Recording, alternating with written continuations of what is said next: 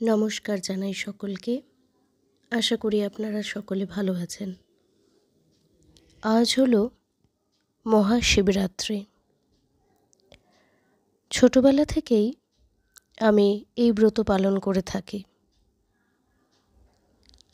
আর এই বইটি দেখে আমি ব্রত কথা পড়ে থাকি। তাই আজ মন চাইল ব্রত কথা পড়ে শোনাই আপনাদের সকলকে। প্রথমে বলি ব্রতের নিয়ম। যাহারা এই ব্রত করিবেন তাহারা আগের দিন একবার হবিষ্যান্ন ভোজন করিয়া সংযম চিত্তে রাত্রি যাপন করিয়া পরদিবস উপবাসী থাকিয়া 4 প্রহরে 4 বার শিব পূজা করিয়া ব্রতের নিয়ম পালন করিবেন। এই যে ব্রতের নিয়ম আমি পড়ে শোনালাম এখন, এটা এই বইতেই লেখা আছে। এবারে আমি শোনাব ব্রত কথা।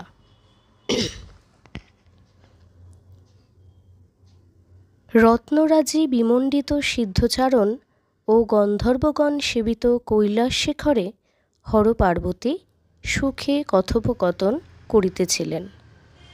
সেই সময় হঠাৎ পার্বতী বিশ্বেশ্বরকে জিজ্ঞাসা করিলেন, হে প্রভু, আমার নিকট প্রকাশ করিয়া বলুন, কি কর্ম ও কি ব্রত করিলে আপনার প্রীতিলাভ হয়?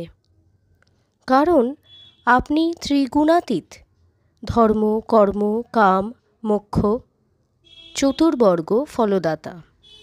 আপনি সন্তুষ্ট হইলে জীবের সকল দুঃখ নিবারণ হয়।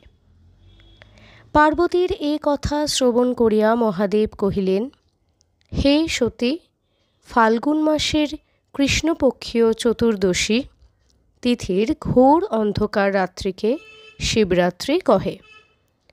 ওই রাত্রে যে ব্যক্তি উপবাসী থাকেন তাহাতে আমি যেরূপ সন্তুষ্ট হইয়া থাকি, পুষ্প ধূপ দীপ প্রদানে সেরূপ সন্তুষ্ট হই না।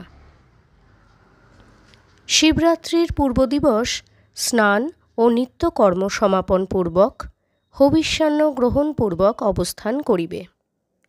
পরে ব্রহ্মচারীর ন্যায় আমার নাম স্মরণ করত শয়ন করিবে। পরদিন প্রাতঃকালে শয্যা হইতে উঠিয়া নিত্যকর্ম সমাধান করত বিল্বপত্র চয়ন করিবে।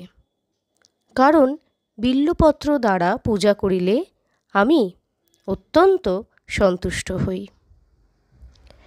শিবরাত্রি দিবস রাত্রে 4 প্রহরে 4 বার শিব পূজা করাই বিধি। 4 প্রহরে যথা সময়ে দুগ্ধ, দধি, ঘৃত, মধু দ্বারা ভক্তি সহকারে শিবলিঙ্গকে স্নান করাইয়া অর্চনা করিবে এবং নানারূপ আমোদ প্রমোদে রাত্রি জাগরণ করিবে। পরদিন প্রাতঃকালে ব্রাহ্মণ ভোজন করাইয়া দক্ষিণা প্রদান করিবে, তৎপরে নিজে পারণ করিবে। হে দেবী, শিবরাত্রির ব্রত পালনে আমি অতিশয় প্রীত হইয়া থাকি। এই ব্রত পালন করিলে যে ফললাভ হয়, দান, যজ্ঞ বা অন্যান্য পুণ্যকর্মের দ্বারা তাদৃশ ফললাভের সম্ভাবনা নাই। এই ব্রতের মাহাত্ম্যে গণপতি শশাগড়া ধরণীর অধিপতি হইয়া গানপত্য লাভ করিয়াছিলেন। এই ব্রত মাহাত্ম্য আমি তোমার নিকট কীর্তন করিতেছি, তুমি মন দিয়া শ্রবণ করো। বহুকাল আগে বারাণসীতে এক নিষ্ঠুর প্রকৃতি হিংসক ব্যাধ বাস করিত। সে দেখিতে খুব বেঁটে, আর তাহার রং তামার মতো, চোখ দুটো কটা ভাঁটার ন্যায়। দিন রাত বনে বনে জীব হত্যা করিয়া বেড়াইত। একদিন সে শিকার করিতে গিয়া কোনো বনে একটিও শিকার পাইল না। তখন সে আরও গভীর বনের মধ্যে প্রবেশ করিয়া এক হরিণ শাবক দেখিয়া তাহাকে হত্যা করিল। হরিণ শাবকটি লইয়া বাড়ি ফিরিতে তাহার রাত্রি অধিক হইয়া পড়িল। সেই দিন ফাল্গুন মাসের কৃষ্ণা চতুর্দশী ছিল। গভীর বনে অন্ধকারে পথ ঘাট কিছুই দেখা যাইতেছিল না। ব্যাধ তখন প্রাণভয়ে ভীত হইয়া অতি কষ্টে একটা বৃক্ষে আরোহণ করিল।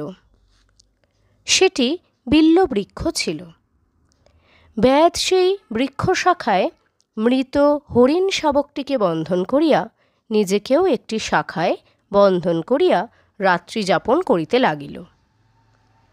কারণ বনে নানারূপ হিংস্র জন্তু বাস করিত।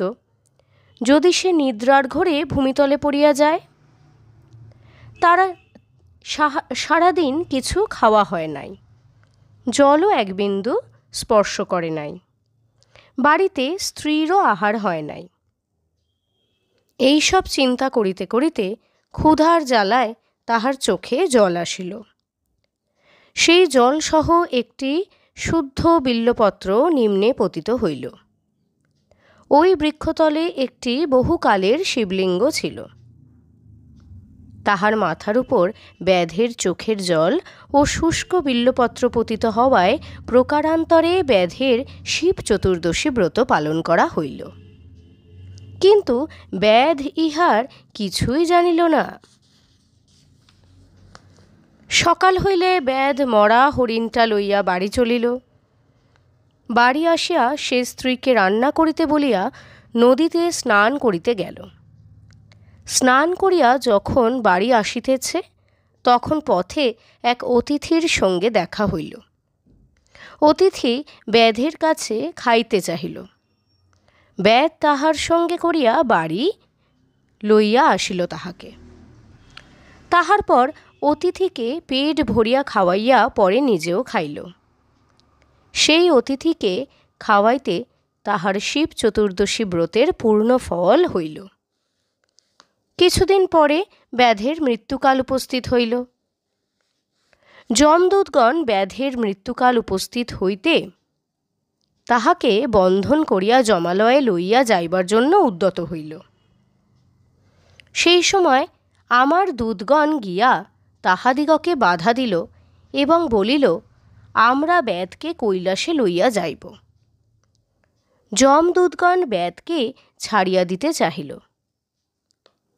তখন উভয় দলে পরস্পর যুদ্ধ আরম্ভ হইল এবং শিবদূতগণ যমদূতগণকে পরাস্ত করিয়া ব্যাধকে লইয়া কৈলাসে গমন করিল। যমদূতগণ শিবদূতগণের পশ্চাৎ পশ্চাৎ কৈলাসে গিয়া উপস্থিত হইল। কৈলাসের দ্বারে প্রহরায় নিযুক্ত নন্দী যমদূতগণের মুখে ব্যাধের কাহিনী শ্রবণ করিয়া কহিল, হে যমদূতগণ, সত্যই ব্যাধ মহাপাপী, জীবনভর প্রাণী হিংসা করিয়াছে, কিন্তু শিব চতুর্দশীর ব্রতফলে উহার সর্বদেহ হইতে পাপ দূর হইয়াছে। এখন উহার উপর তোমাদের কোনো অধিকার নাই। নন্দীর মুখে ব্যাধের কাহিনী শ্রবণ করত যমদূতগণ মলিন বদনে যমপুরীতে ফিরিয়া গেল। হে পার্বতী, তোমার নিকট শিবরাত্রি ব্রত মাহাত্ম্য কীর্তন করিলাম। তুমি আর কি শ্রবণ করিতে ইচ্ছা করো, আমায় বলো। মহাদেবের নিকট সমস্ত কথা শুনিয়া পার্বতী পুনঃ পুনঃ শিবরাত্রি ব্রতের প্রশংসা করিতে লাগিলেন এবং দেবগণ ও ঋষিগণ মাঝে উহার মাহাত্ম্য প্রচার করিলেন। কালক্রমে উক্ত শিবরাত্রি ব্রত মাহাত্ম্য ধরাতলে প্রচারিত হইল। ত্রিলোক মধ্যে শিব শ্রেষ্ঠ।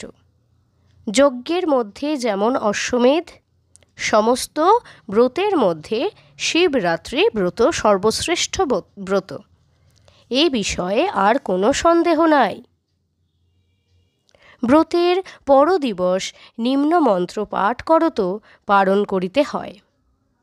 মন্ত্র কথাটি হল, সংসার ক্লেশ দগ্ধস্য ব্রতে নানেন শঙ্কর প্রসিদ সুমুখ নাম জ্ঞান দৃষ্টিপ্রদ ভব। অথ শিবরাত্রি ব্রত সমাপ্ত।